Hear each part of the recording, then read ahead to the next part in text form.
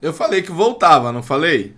E tô de volta. Mas ó, antes da gente começar esse vídeo, cara, primeiro acho que a gente tem que pensar muito sobre a galera que tá lá no sul, que tá na frente ali ajudando.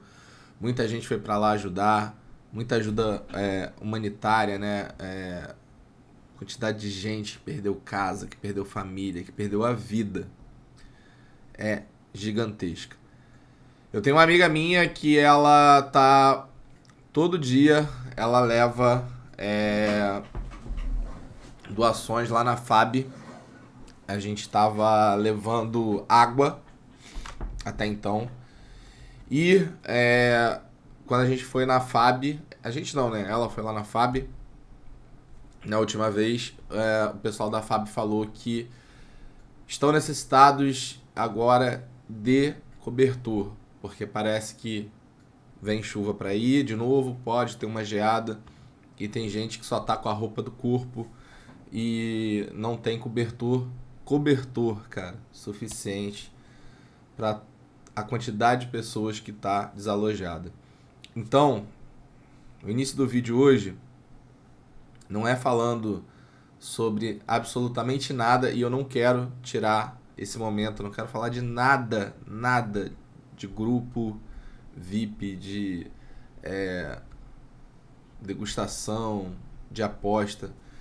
Eu quero pedir para você encarecidamente, né, que dê uma ajuda. Vou deixar o Pix aqui dela na descrição. Um cobertor custa R$ 20, entre 18 e R$ 20, mais ou menos, que é o que a gente está comprando. Eu não estou pedindo nem para você ajudar com muito. Eu estou pedindo que, se você puder, pelo menos faz o Pix de R$ 20 para a gente comprar um cobertor. Os meus vídeos estão batendo entre 2.000 views até 3.500, 4.000 views. Eu sei que não é todo mundo que pode ajudar. Mas se boa parte de vocês conseguir doar pelo menos um cobertor, a gente já está fazendo bastante a nossa parte. Eu sei que não está fácil para ninguém. Eu sei que o Brasil não está numa situação fácil. Falta dinheiro. Mas aquele R$ 20, aquele R$ 20 que você compra um lanche, né? Compra ali um hambúrguer, que você compra uma cervejinha, que você gasta ali fazendo uma unha. Esses R$ 20 que você deixa de comprar qualquer coisa para você em uma semana, ou até mesmo dentro de um mês, pode fazer toda a diferença para essas pessoas que, além de perder tudo, podem passar noites de frio. Então, ó, aqui embaixo eu não vou deixar descrição nenhuma. A única coisa que vai estar na descrição é o Pix dessa minha amiga. E peço, por favor, se você puder, ajude. E se você puder mais ainda, compartilhe sobre isso. Um cobertor custa R$ 20. R$ 20 vai fazer com que a pessoa se sinta um pouco mais humana depois de ter passado por tanta coisa que ela passou. Somente R$ 20. Bom, galera, vamos lá, né? Depois desse comunicado aí, vamos fazer uma análise. Tô fazendo esse vídeo na madrugada de quarta para quinta, tá? Então ainda é uma análise muito superficial, porque a gente não sabe quais times vão jogar. Muitos times ainda têm jogos importantes aí no meio de semana pela Libertadores. A Sul-Americana a galera não liga tanto, mas pela Libertadores aí a gente tem alguns jogos ali que são realmente interessantes e que decidem, né? Jogos, por exemplo, o jogo do Botafogo. Botafogo tem uma decisão, porque se ganhar e dependendo do resultado do jogo, já pode garantir a sua classificação. Fluminense também, né? Fluminense pegou o Colo-Colo agora, foi um jogo difícil, um jogo de muita pressão do Colo-Colo. Pega o Cerro Porteño no dia 16 e agora pode ser que o Fluminense, né, que vai jogar fora de casa, já tá jogando fora de casa, né? Aí vai para São Paulo, pode ser que o Diniz dê uma rodada aí, jogadores como Marcelo, né, jogadores assim, que no final das contas podem sentir um pouco mais, ele pode dar aquela descansada, porque o Fluminense pega o Cerro Porteño, que é o segundo lugar, né, do grupo. Se ganhar, vai para 11. O Colo-Colo, ele pode ganhar do Alianza Lima e chegar a 7, né? Então vai ficar 11 contra 7, e aí só tem mais um jogo. E aí o Fluminense garantiria esse primeiro lugar. O São Paulo já garantiu a vaga, né? Luta aí pelo primeiro lugar, mas o São Paulo faz 2 jogos em casa, então acho que não vai ser grande problema. Quando a gente vai lá pro Botafogo, como eu falei, Botafogo precisa da vitória, o Flamengo tá no desespero, o Flamengo tá com 4 pontos, né? O Bolívar meio que já praticamente garantiu ali a sua classificação.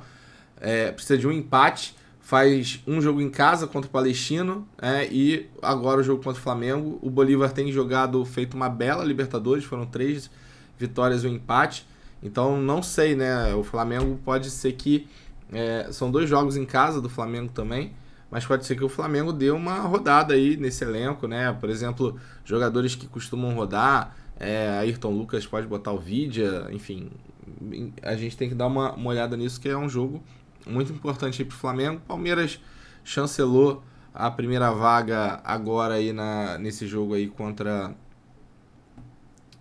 que fez contra o Liverpool, né? Pega agora o Independente Del Valle em casa, então briga aí por ficar tranquilo por um empate. Galo também praticamente chancelou, né? Então o Galo que não joga, né, agora nessa semana por causa do jogo contra o Grêmio. Então assim, a gente tem jogos complicados. Na Sul-Americana a galera dá uma chutada maior, mas eu acho que a gente tem que ficar de olho aqui nos jogadores do Flamengo, ficar de olho nesse confronto aqui do São Paulo com o Fluminense, enfim, pra gente ter uma noção. E aí quando a gente olha goleiro, a gente vê alguns times que vêm cedendo muitas defesas, né, para goleiro.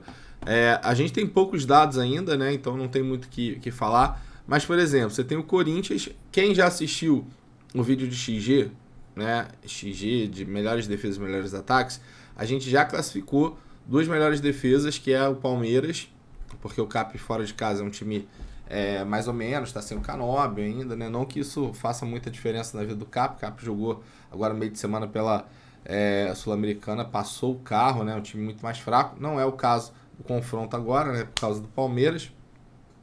Mas a gente falou ali de Flamengo, talvez o Palmeiras, aliás, o Palmeiras e talvez o Flamengo para SG, muito pelo que o Corinthians não faz fora de casa, né, que é gol, né? O Corinthians, 2 jogos que fez ali, isso no Brasileiro, né, falando do Brasileirão, contra o Bragantino, foi 1-0, 8 defesas do Cleiton, e contra o Juventude, o Gabriel fez 2 defesas. Não isso, o Corinthians, todos os jogos que fez até agora, é líder disparado de defesa cedida, né, na quantidade. Claro que tem time que não fez 5 jogos, mas você vê, ó, contra o Fortaleza foram 9, contra o Fluminense foram 4. Então o Corinthians está sempre flutuando ali entre 2 a 9 defesas, isso é importante.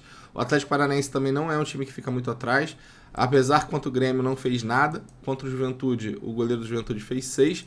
Não quer dizer muita coisa, porque o Juventude é um time mais fraco mesmo, o Corinthians talvez seja um time mais forte, mas quando você pega ali na linha do tempo, né, o Cap que fez poucos jogos ali fora de casa, né, mas quando você pega ali o Cap, realmente, quando quer jogar, né, quando quer propor jogo, é um time que cede muita defesa, também para o goleiro. O Fluminense também é um time muito que finaliza muito, né, você vê aqui, ó, ele tá girando entre 2 e 7, aí depende muito também do jogo. Vitória também, Bragantino também é um time que finaliza muito, tá? Mas assim, de resto, não tem nada muito absurdo. Detalhe grande aqui pro Fortaleza, né? Jogando em casa nem tanto, porque é um time que no final acaba propondo muito jogo. O Botafogo é um time muito do contra-ataque, então não sei se o goleiro do Fortaleza vai ter, mas é um dos times que mais tem defesa, junto com o Vasco e o Bahia, que são dois times que deixam finalizar bastante. Do lado do mandante, a gente tem o Fluminense, que deixa finalizar muito, o São Paulo que finaliza. Esse jogo aqui, se por acaso o Fluminense não fizer gol, a chance do goleiro mitar é gigantesca, né?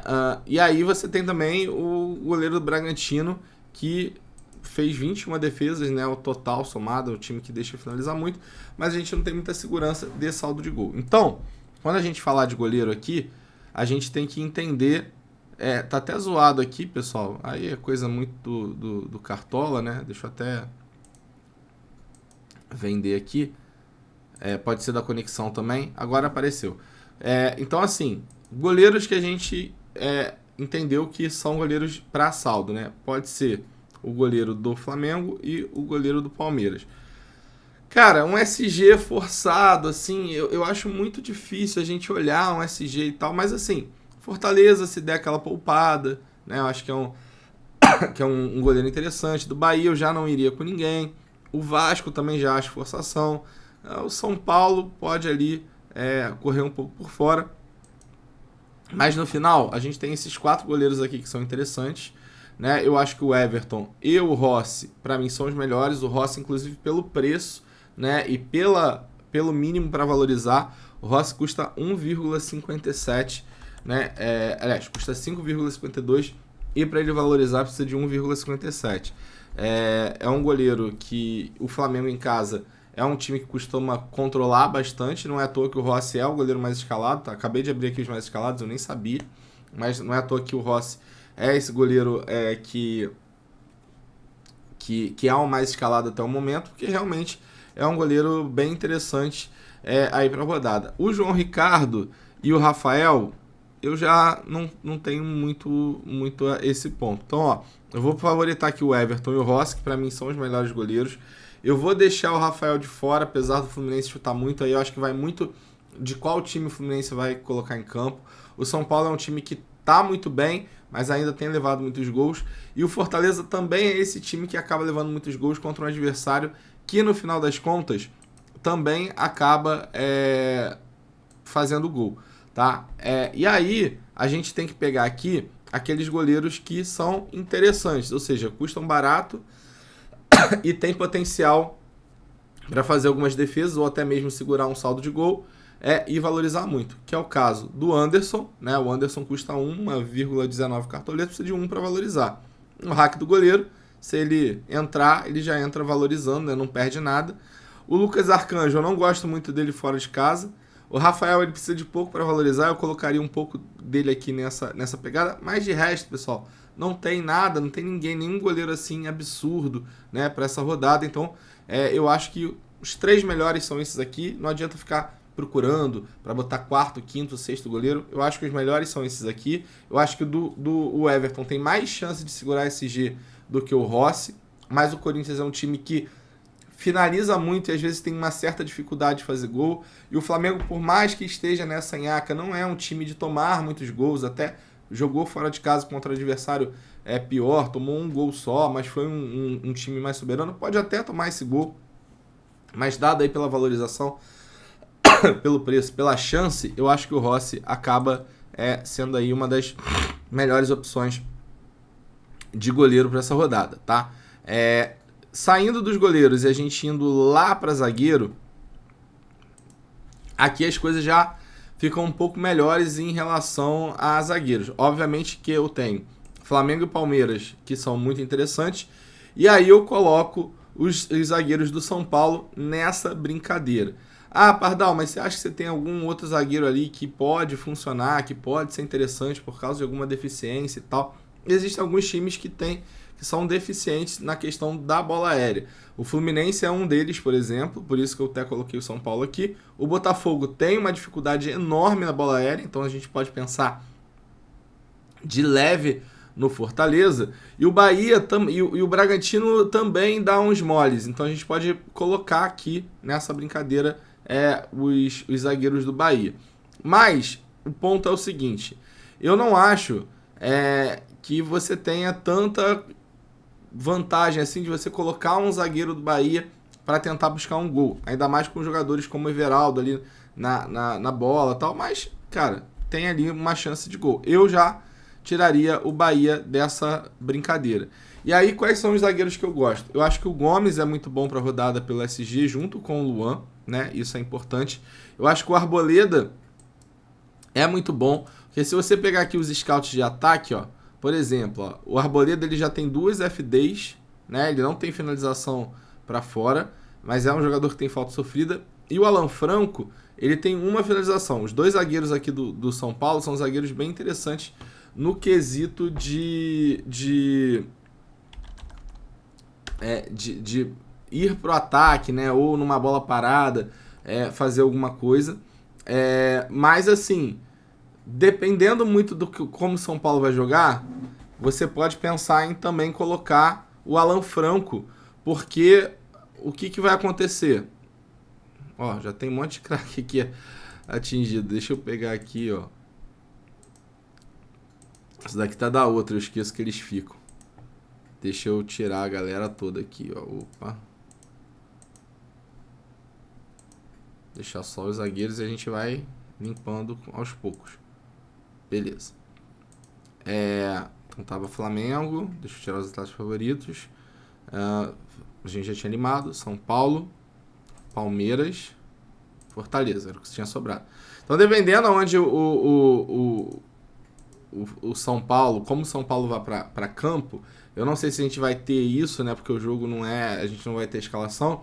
Mas, por exemplo, se o São Paulo for com 3 zagueiros, você tem o Alan Franco pegando Marquinhos, por exemplo. E aí, o Alan Franco pegando o Marquinhos é um jogador que tem muito potencial de desarmar, porque o Marquinhos é um jogador que cede muita posse de bola. Se for com 3 zagueiros, também tem o Diego Costa pegando o John Arias, que é um jogador que acaba cedendo posse também.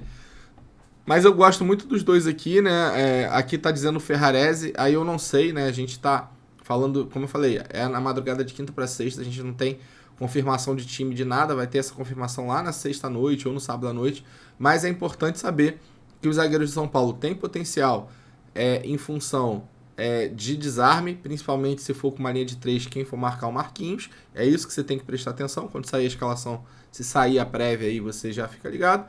E o Fluminense é um time que sofre muito na bola aérea, por isso que o Arboleda aí pode ser interessante. Outro time que sofre muito na bola aérea é o Corinthians. Melhorou um pouco, mas ainda sofre, né?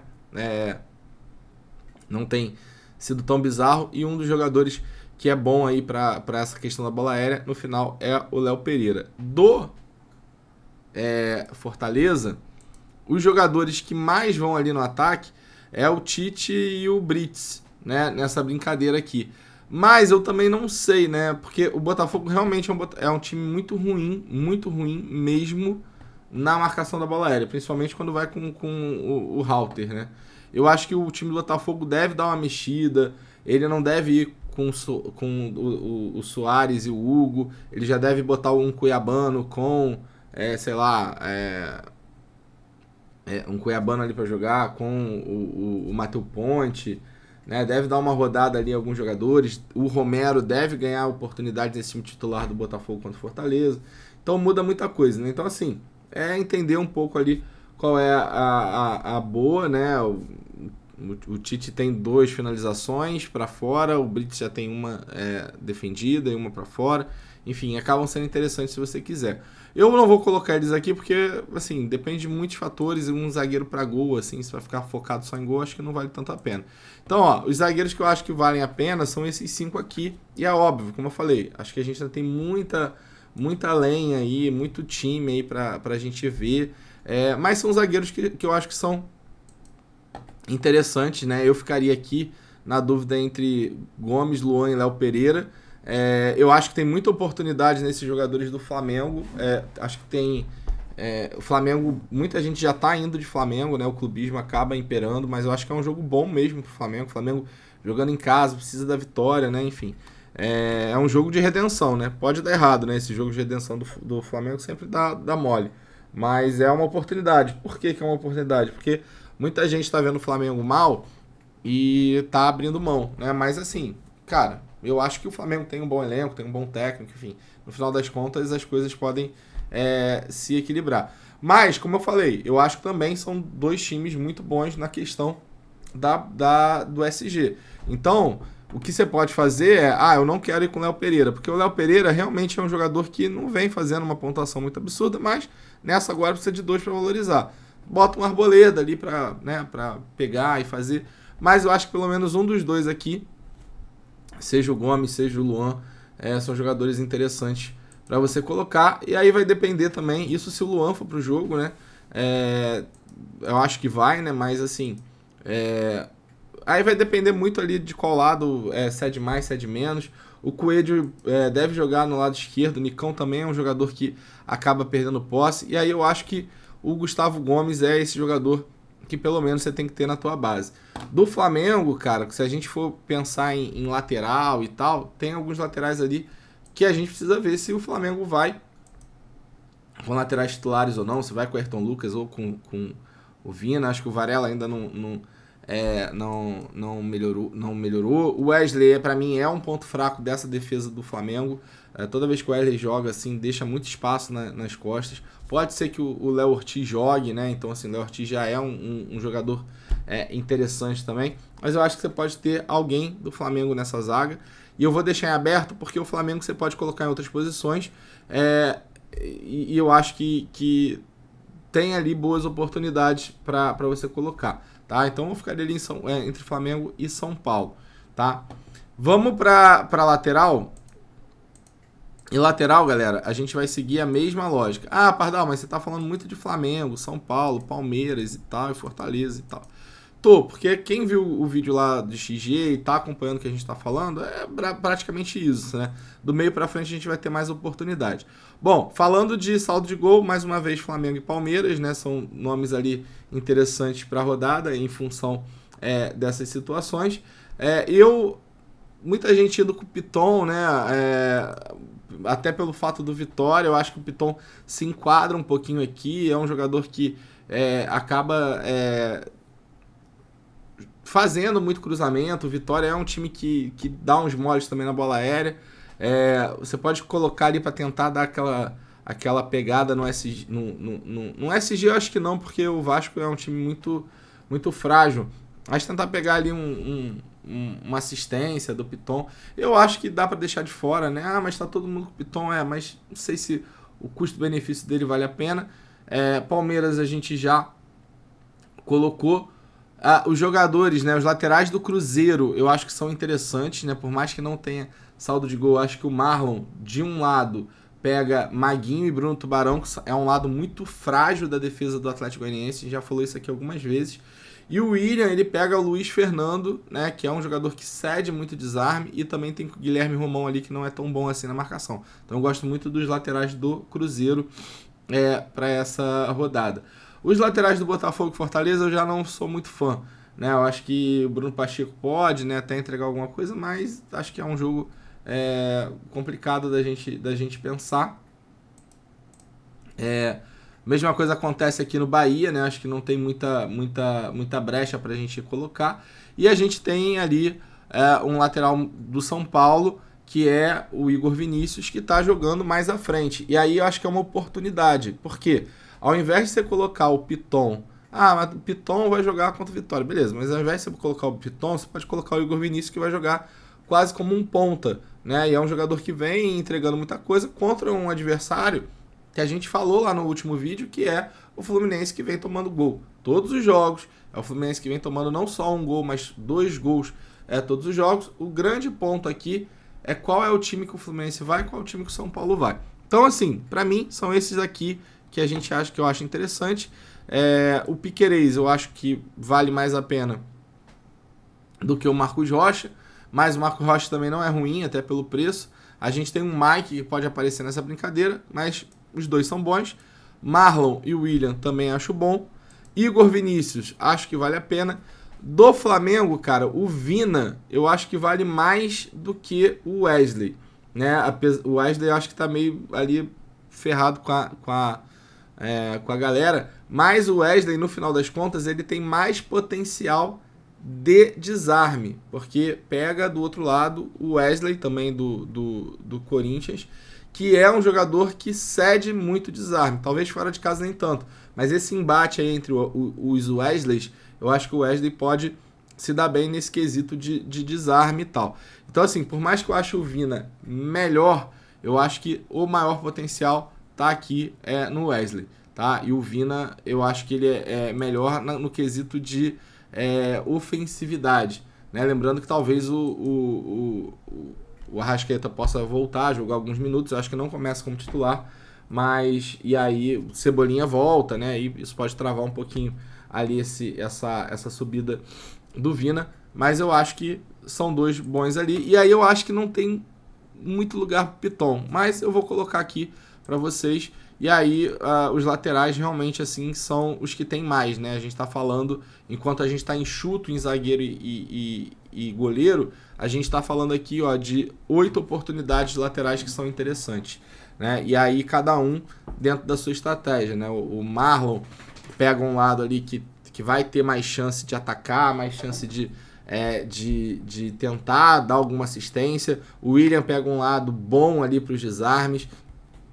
Piquerez é um jogador bastante ofensivo e pode pegar ali de lambuja um Nicão que sai de desarme. O Marcos Rocha ou o Mike pode pegar ali o Coelho, que são jogadores que cedem desarme. Então, assim, não tem certo e errado, né, aqui dentro dos laterais.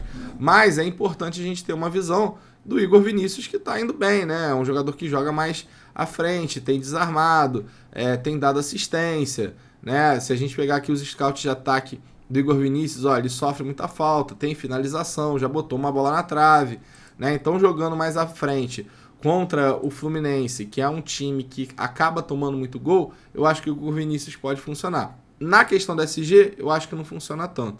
Então, assim, como para mim o SG do Palmeiras, teoricamente, é um SG mais provável de se acontecer, eu acho que o Piquerez a gente tem que colocar no time, até porque o Marcos Rocha está em dúvida ali com o Mike, então não dá para saber. Então, acho que a base fica esse aqui. Aqui eu acho que definir. Eu acho que cabe mais um do Flamengo, mas você pode rodar, botar um do Flamengo aqui, ou Abel, ou Tite, enfim. Bota o zagueiro, bota o lateral, e aí, mas eu acho que cabe mais um do Flamengo e eu colocaria também um do São Paulo. Na minha composição, né, dentro da brincadeira, eu acho que uma boa composição seria um Léo Pereira com o Igor Vinícius, tá? Eu acho que esse daqui acaba sendo uma boa composição, porque você vai ter aí quase um quarto atacante nessa brincadeira, tá? Mas eu vou deixar em aberto aqui, porque eu acho que, né, como a gente sempre faz, a gente está aqui para analisar, né? Eu tô aqui para analisar e passar para vocês as visões, né, que eu acho que são interessantes, os potenciais, né, que a gente acaba trazendo, e acho que é importante vocês também pensarem um pouquinho como que vocês vão colocar no seu time. Eu não sou muito fã de colocar o Vasco, né? Como eu falei, eu acho que o Vasco não está no melhor dos cenários. E aí, para você apostar num time que, tá mais ou menos, é melhor você apostar num time do São Paulo que está numa fase boa. O SG do São Paulo vai acontecer? Eu acho que não, né? O Fluminense é um time que, mesmo fora de casa, é um time que consegue, né, achar seus gols e tal, mas eu acho que o Fluminense pode rodar elenco. E também não confio tanto no SG assim do Vasco, mas eu acho que o São Paulo tá jogando em casa, vem de um jogo bom da Libertadores, tá com a confiança lá em cima, e isso aí pode acabar influenciando. Bom, aí a gente vai pro meio campo, né, cara? Meio campo tem bastante opção. E aí eu vou falar para vocês a mesma coisa que eu falei na rodada passada. Eu acho que se a gente for pensar aqui, o De La Cruz, mano, ele não pode tá fora do teu time, mano. Precisa de 12 para valorizar. Mano, na rodada passada a maior galera não foi. Porque ele é muito regular, cara. Ele já faz em casa algo em torno de 4, 5 pontos. E aí ele tá jogando mais avançado. A chance dele dar uma assistência, a chance dele ter uma finalização, a chance dele passar de alguma coisa é muito grande. E eu acho que é um jogador que não vai ser substituído. É um jogador que acaba jogando bastante, né? Então acho que vale a pena. Outro que se destacou muito, né? Descansou e se destacou bastante aí no meio de semana é o Veiga, que eu acho que também é uma boa. Como eu falei, o Veiga não desaprendeu a jogar futebol, né? Então acho que vale muito a pena. E aí, cara, a gente viu alguns times que têm potencial de gol, né? Quais foram os times que a gente viu? São Paulo, Bahia, Vitória, Vasco, né? O Palmeiras a gente falou muito pelo confronto, Cruzeiro, né? E o Flamengo aqui também acaba entrando muito pelo confronto. Então, esses daqui são os jogadores, são os meias que têm grande potencial ali, né, dentro do ponto. Então, De La Cruz e Veiga, acho que vale a pena. Matheus Pereira é o cara desse Cruzeiro ali do meio campo. O Everton Ribeiro dá até pra gente arriscar, né? É um jogador interessante. Lembrando que eu acho que o Tassiano joga de meio campo mesmo, então eu já não sou muito fã dele. E o Cauli é um jogador que vem participando aí de algumas coisas e tal. É um jogador que no final das contas participa, né, de algumas assistências e tal. Mas o melhor momento hoje dos meias do Bahia, no final das contas, acaba sendo do Everton Ribeiro, que é um pouco mais regular, tá? Mas eu vou até colocar o Everton Ribeiro aqui, mas fica nesse. O Mateuzinho do Vitória é um jogador também extremamente regular, né? Você vê que ele tá sempre fazendo seus 4 pontos de média, aí quando acha alguma coisa estoura, né? Então é um jogador muito bom contra um time que é fraco e precisa, né? O Vitória precisa ir para cima. Do São Paulo já não tem ninguém, porque eu acho que o Alisson faz esse papel desse meio avançado, desse meia direita, desse ponta, né? Mais avançado aqui. E de resto, pessoal, eu acho que não tem muito meia assim pra gente inventar, né? Eu acho que esses daqui acabam sendo mais interessantes e você vai compor aqui dentro, mais ou menos dentro dessas tuas opções que eu acho que estão um pouquinho à frente. Lembrando, eu acho que o De La Cruz você tem que colocar nesse time. Não tem muito meia assim bizarro, né? Para colocar, então você pode dar uma apostada no Matheus Pereira, pode dar uma apostada no Everton Ribeiro, né? Lembrando que o Bahia pega um Bragantino que é um time que deixa finalizar muito, dá muito espaço, então acho que esse Everton Ribeiro pode acabar de certa forma se dando bem. O Payet pode ser que jogue, né? E você pode colocar de um lado, né? E aí você fica aí com o Veiga também em casa, vindo aí de uma atuação muito boa, de 2 gols, né? Então é um jogador que pode acabar, no final das contas, indo bem. Lembrando que o Matheus Pereira ele tá jogando como segundo atacante. Então, pegando um Atlético Goianiense que é fraco, se você colocar o Igor Vinícius e o Matheus Pereira, você vai com 5 atacantes. Então, eu acho ele super interessante também, tá? Eu acho que pode funcionar. Aí vai muito da cartoleta que você tem, tá, pessoal? Eu acho que vai depender muito ali das cartoletas. Acho que o Bahia e Bragantino não é aquele jogo super fácil, mas é um jogo que é agitado, e aí é pegar os jogadores que têm mais finalização. O Everton Ribeiro é esse jogador mais regular e tentar colocar, porque eu acho que o Everaldo, nesse quesito aqui, acho que não vale muito a pena a gente investir nele. Mas não é aquele jogo que eu vejo, tipo, o Bahia, apesar de estar muito bem, né? O Bahia é líder do campeonato, mas eu não vejo, o que eu falo, uma facilidade. Mas o Bragantino deixa muito espaço. Aí por que eu tô falando de você colocar o jogador que finaliza? Porque o Bragantino deixa finalizar e a chance desse jogador é pegar uns pontinhos a mais. Então nesse meio campo aqui, eu acho que o De La Cruz acaba sendo esse ponto-chave aqui da brincadeira, tá? Para vocês. Deixa eu tirar aqui. Deixa eu limpar os filtros. E aí, pessoal, a gente vai pro ataque. E aí, ataque tem bastante oportunidade. Como eu falei, Bahia, Flamengo pelo jogo, Vasco de um lado, Vitória do outro, Palmeiras pelo jogo, São Paulo, né? Fortaleza e Botafogo seria mais pro Botafogo, né? Acho que aqui também a gente acaba deixando um pouco de lado. Então, assim, cara, quem eu acho que vale a pena? Luciano eu acho que vale a pena. Verratti eu acho que vale a pena. Pedro eu acho que vale a pena. Endrick eu acho que vale a pena. E eu colocaria aqui o André Silva, que o André Silva é um bom jogador também, né? Um jogador bem interessante. Você vê que a média dele aqui é bem, bem alta. 3 gols que ele já tem. Eu acho que não dá para fechar os olhos para isso. O Flaco acho que tá devendo, eu não colocaria esse. Acho que o Endrick acaba participando mais ali de algumas situações. E eu acho que esses daqui são os que eu teoricamente, eu acho mais interessantes, né, dentro dessa composição. Não tem... Calma aí, que acho que faltou. Ó, faltou o Hendrick.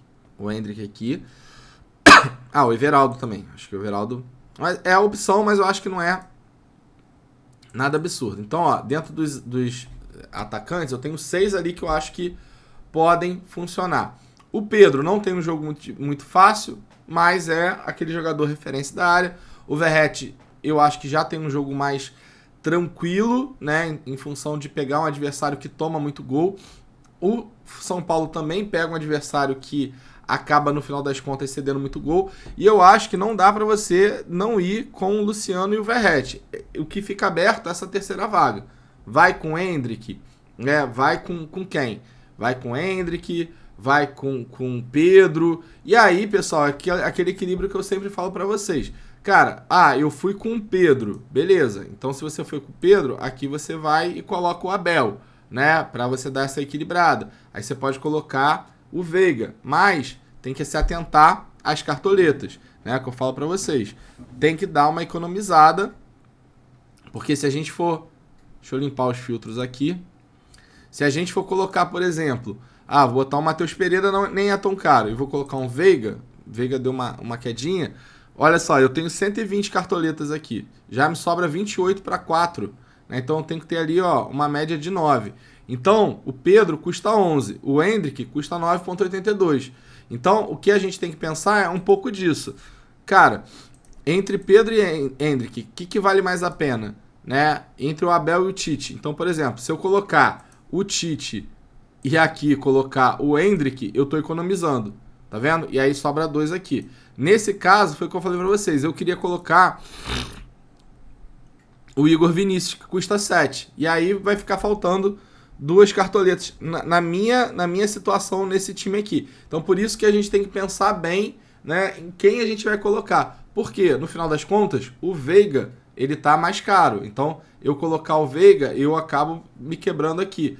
Eu posso mesclar? Óbvio, pode tirar o Piquerez e colocar um outro jogador. Mas eu acho que no final das contas a gente tem que pensar bem como vai ser essa composição, até porque você está indo com o Luciano, que é caro, né? Você está indo com o Verratti também, que é caro. Pardal, posso dobrar o ataque do São Paulo? Pode. Pô, o André Silva custa 6,47. E aí que eu falei para vocês, coloca o Veiga aqui, por exemplo, e aí coloca aqui o Tite. Aí você já sobra bastante cartoleta, né? Lembrando que o Fluminense é um time que acaba levando muitos gols, né? Mais de 2 gols jogando fora de casa. É um time que, jogou agora, né? Jogou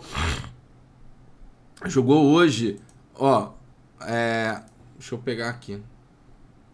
Ih, acho que eu fiz besteira. O Fluminense joga na segunda-feira, mas jogou hoje. Hoje é quinta. Aí vem, chega no Rio amanhã não treina. Sábado deve treinar, domingo, então é um time que está cansado e vai pegar aí um jogo muito importante para ele no meio da semana. No final das contas, aqui acabou tirando o nosso time todo. Deixa eu pegar aqui, ó. O Rossi. Aqui, pessoal, cara, entre o Gomes e o Luan, o Gomes é melhor, mas, cara, não tem cartoleta? Vai no Luan. No final das contas, é isso. Se sair gol, saiu. Mesma coisa. Piquerez está caro com 12, vai no Marcos Rocha, custa 7. Pelo menos é da mesma defesa. Né? Pode correr o risco de perder assistência, mas faz parte, tá? No meio campo, como eu falei, acho que o De La Cruz vale a pena você colocar. Eu acho que eu colocaria o Matheus Pereira também, mas vou deixar em aberto. E aqui no ataque, eu acho que o Luciano e o Verratti que compõem a nossa base. Né? Então, teoricamente, são esses jogadores aí que eu acho que são interessantes. Né? Acho que são jogadores que têm potencial, que podem, né, funcionar, que podem trazer gols, que podem pontuar. Então esses daí são os jogadores que eu acho que realmente valem a pena para esta rodada. E aí agora é você adequar eles ao seu time, né, dentro das cartoletas, dentro das visões. Eu gosto muito ali do Matheus Pereira, de um Veiga, por exemplo, mas o Veiga tá caro, aproveitar que o Veiga não tá nos mais escalados, aí você dá uma apostinha ali no Everton Ribeiro, não é ruim, né? O Everton Ribeiro tá nos mais escalados e tal, acho que no final das contas, eu acho que vale a pena você pensar numa dobra do São Paulo, Ah, mas é um jogo difícil contra o Fluminense. Eu acho que é um jogo difícil, mas o Fluminense é um time que leva gol. Então você está cercando um pouco ali o gol. Né? Lembrando que não tem nenhum jogo super fácil nessa rodada, né? Não tem aquele jogo que você pega assim e fala assim, ah, esse aqui é o super favorito da rodada, esse daqui é o time que vai, que é o jogo da goleada, né? A gente não tem isso. Por que a gente não tem isso? Porque os jogos não são fáceis, né? Apesar do Fluminense ser um time que toma muito gol jogando fora de casa, aliás, tomando gol num todo, o Fluminense conseguiu segurar a pressão do Colo-Colo hoje. Pode ter sido um pouco da ruindade do adversário? Pode, né? Porque quando você tem um time pressionando muito e não consegue fazer gol, falta qualidade. Talvez nessa pressão, se colocasse um São Paulo ou um Palmeiras nessa pressão contra o Fluminense, será que também não sairia gol? SG, por isso que é importante a gente falar de SG junto com XG. Porque SG não quer dizer nada, né? SG pode falar muito mais sobre a ineficiência de ataque do que a qualidade da defesa. Tá? Mas a gente não tem assim jogos absurdos, né? Então eu acho que Flamengo e Corinthians é um jogo que pode acontecer. Acho que Palmeiras e Cap é um jogo que pode também rolar alguma coisa. Esse Vasco e Vitória para mim é um jogo que é um jogo que na minha concepção vai ser um jogo de gols. Acho que vai ter oportunidade para ambos os lados aí. E São Paulo e Fluminense também eu vejo também um time um jogo mais movimentado. Lembrando, né, o São Paulo já se classificou, né, joga em casa, e o Fluminense também está numa situação boa, mas precisa da vitória. O São Paulo... Desculpa, pessoal, tô com uma dor de garganta bizarra. O São Paulo tem um dia mais de descanso, o Fluminense joga na segunda, depois vai jogar ali na quinta, né? Então, assim, é uma sequência mais complicada. E no quesito do capitão, cara, eu acho que o capitão, vocês têm que pensar nos jogos que podem, né, o capitão participar mais. Então, por exemplo, o Verratti é um jogador que bate pênalti, é um jogador que o time joga para ele, o Vitória é um time mais frágil, quem for de Pedro, vale a pena colocar no Pedro, De La Cruz também é um jogador interessante, o próprio Luciano, né? Eu acho que se a gente tem, no final das contas, a gente tem aí opções. Falando de técnico, eu vejo assim, Abel Ferreira, Zubeldia, tá? E o Tite. Acho que esses daqui são os técnicos bons da rodada, ao meu ver, tá? Porque são dois que podem segurar o SG e o Zubeldia que pode até segurar esse saldo de gol. Acho que é difícil, mas é um jogo que o São Paulo pode fazer 2 ou mais gols. E aí, se o São Paulo sair com a vitória, né, ganhando ali de 2-1, 3-1, acho que no final das contas o Zubeldia pode fazer uma pontuação legal. Lembrando que o Tite é o que precisa de menos para valorizar, né? Então acho que a gente tem que pensar um pouco nisso ainda, porque a gente não abriu mão 100% de cartoleta. O mercado está mais estável, mas ainda, né, precisamos prestar atenção nisso. Beleza? Bom, chegamos ao fim de mais um vídeo e não vou me alongar aqui. Eu só peço para você, com relação ao vídeo, deixar seu like, deixar o comentário. São 2 vídeos na semana que tá rolando. Eu tô fazendo na madrugada, ó. O meu olho tá vermelhão porque eu realmente tô cansado com sono, mas tô aqui no comprometimento com vocês para que vocês tenham a sexta-feira inteira, mais o sábado. Então, pô, comenta, deixa like, compartilha, né? É a única coisa que eu peço. E, obviamente, como eu falei no início do vídeo, cara, R$20 não vai fazer diferença nenhuma na tua vida. Não, nenhuma eu não sei porque eu não sei qual é a situação de cada um. Mas talvez os R$20 para aquela galera que tem mais condição, para aquela galera que gosta de tomar uma cervejinha, que gosta de sair. Cara, se você economizar R$20, você tomar uma cerveja a menos, 2 cervejas a menos, você pode doar e, cara, e tá proporcionando um cobertor para uma pessoa com frio num momento mais desumano da vida dessa pessoa, que pode ter perdido o familiar, que pode ter perdido o pai, pode ter perdido o filho, que não tem casa para onde ficar, que está de favor, que está sem roupa, né? Então, um cobertor. Pix está aqui embaixo, só tá ele, tá? Não tem mais nada na descrição. Pix está aqui embaixo. R$20 é tudo que eu peço para vocês para doar, para a gente conseguir comprar esses cobertores e enviar lá para a galera do Sul. Beleza? Fica aí, mais uma vez, o meu apoio, minha força. E ó, independente se você é religioso ou não, eu não sou um cara religioso, apesar de ser um cara. é, eu esqueci a palavra agora, né? Mas eu não tenho uma religião, mas eu sou um cara religioso, é isso que eu queria falar. Então, apesar de eu não ter uma religião, eu sou um cara muito religioso porque eu acredito muito, né? Principalmente no poder da fé. E a fé nada mais é do que a gente pedir muito para quem quer que seja, quem acredita em Deus, quem não acredita, acredita em Buda, acredita em outras coisas. A fé nada mais é do que a gente pedir muito para algo, né, acontecer e acreditar que aquilo ali vai acontecer. E eu tenho feito isso direto, porque eu tenho certeza que daqui a pouco a galera do Sul vai sair dessa. Então, ó, faz lá R$ 20, só R$ 20, beleza? Boa rodada para todo mundo e a gente se vê na semana que vem.